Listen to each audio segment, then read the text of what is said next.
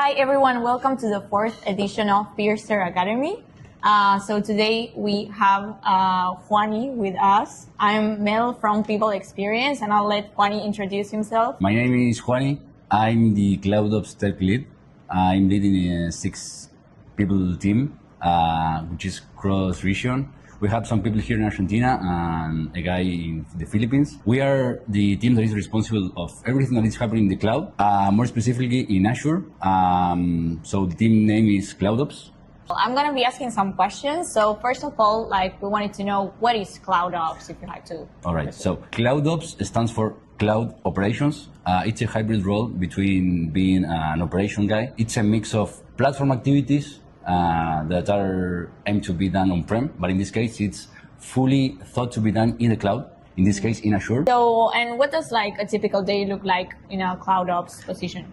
Okay, so we have different type of activities. On the one hand, we kind of support everything and all the applications that are running in Azure. So we do the troubleshooting if needed when something goes wrong. Mm-hmm. On the other hand, we maintain and support all the pipelines in GitHub that are IAC pipeline, which stands for Infrastructure as Code pipelines. We maintain, develop, and support all the Terraform modules that are created to provision all the infrastructure in Azure. And all of our modules are oriented to Azure, but actually they could be used for a different cloud provider, such as AWS, GCP, even Cloudflare. That's the good thing of having Terraform. Perfect. And why do you think that this is our important role in an IT company? It's important because it adds repeatability and scalability, because when you use Terraform, you have the chance of making code repeatable, and it's much easier to maintain rather than just having everything done manually in the portal. And it allows you to add standardization, security, standards, processes that are repeatable. And then all of these processes and all these Terraform modules are used and consumed via GitHub Actions and GitHub pipelines, which make it much easier to use, maintain, and also it accelerates the process of provisioning. Mm-hmm. So the daily tasks are much consistent. Perfect. Okay, so what are the main challenges that you face in this type of teams? In my opinion, the most difficult challenge we have here is to make sure everyone uses Terraform to provision the infrastructure in Azure, and they don't do manual things, because then you have something that is a gap between the Terraform configuration files and the actual infrastructure that is already provisioned. So when you have those gaps, you need to try to match the code with the current infrastructure, and you have something that is called configuration drift. Mm-hmm. I think that's our main challenge nowadays, because it's difficult to make teams understand that the idea when you use Terraform is that the configuration should match exactly the infrastructure they have. So we are working on that. Perfect. And in your experience in CloudOps and now becoming the leader that you are, what would you recommend someone that wants to make their first steps in the CloudOps world? So in my opinion, the idea is to pick one of the cloud providers you want, let's say Azure, even AWS or GCP, just pick one, try to understand the cloud concepts. At the end of the day, it's going to be the same, all of them. The main difference are the services names, basically, but the important thing is to understand the cloud concepts first. Once you're onboarded to the cloud, one of them, I would say try to understand Terraform concepts and get ready with infrastructure as code. And then you can start adding more layers, like monitoring, observability, security policies. Perfect. Okay, so in your experience, nowadays being a lead, what would you recommend someone that wants to give their first steps in the CloudOps world? In my opinion, the most important thing is to understand the cloud concepts. It doesn't matter if it's GCP, AWS, or Azure, because the concepts are the same. The only difference between all of them are the services names, basically. So once cloud is clear, then I would recommend to look into CI/CD concepts. It can be GitHub Actions, GitLab pipelines, Jenkins, whatever tool. So if you mix both words, cloud and automation and pipelines, you can be able to get started with this, because those are the most important concepts. Perfect. And in terms of certifications, what do you think about this? Do you recommend particular certifications nowadays? So regarding cloud, I recommend normally to take the AC 900, that it's the fundamentals for Azure. and then the AWS practitioner exam, which are the basis.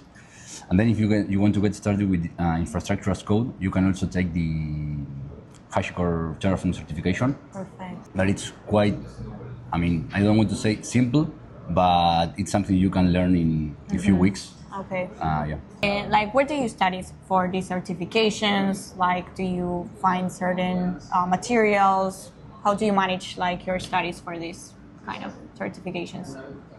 So to study for certifications, we have different ways of studying. On the one hand, you can use Udemy. To prepare certifications, I normally say that the best is to have hands-on experience. Because even though you can read and read and read, if you don't have hands-on experience, it's going to be difficult to actually learn and understand the concepts. But anyways, it's also useful to read. So you can use official documentation, even though it's, I mean, you can use AWS, GCP official documentation or Microsoft documentation. And then you have paid platforms that you can take courses there and also take quiz, like even in LinkedIn, I think you have that it's free.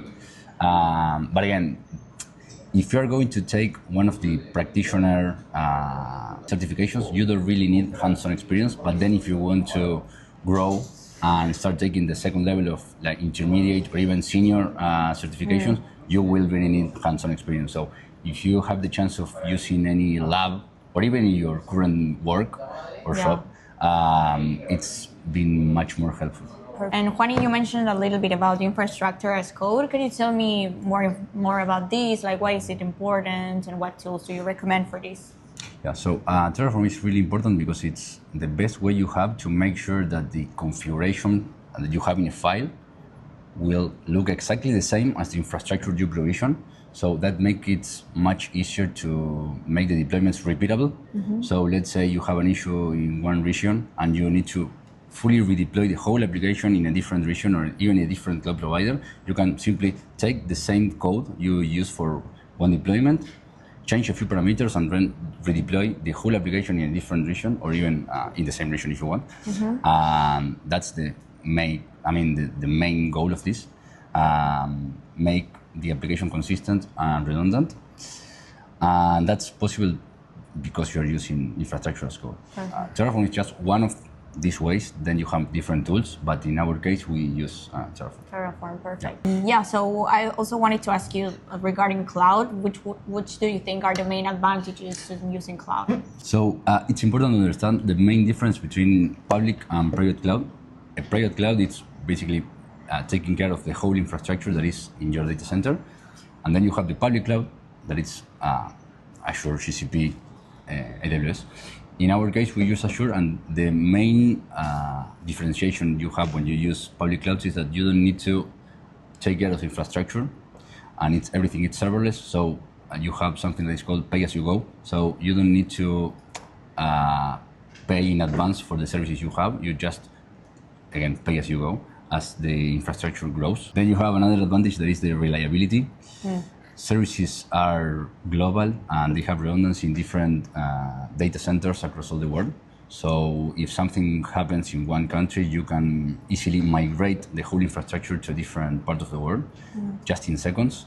That wouldn't be possible if you have everything provisioned in your own data center. And then in terms of automation and integrations, when you use public clouds,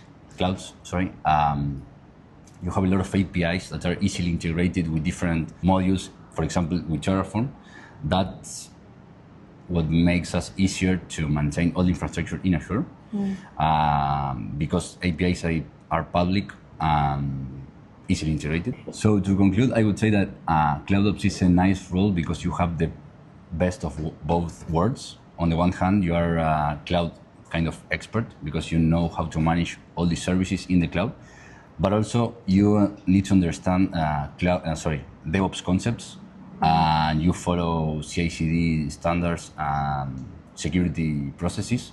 So it's a really complete role, let's say, in which you learn a lot of different platforms and tools, and your stack is going to be really helpful and useful for even if you want to apply to a different role. Once you are CloudOps, you can then work as DevOps, cloud engineer, So now that you know, then you have our openings. You can apply to our CloudOps position. You can join us in our channel in Pearster Academy to check all the trend information. And follow us on our social media on Instagram, YouTube, and also LinkedIn. You can check all the information there. We are Pearster. Bye bye.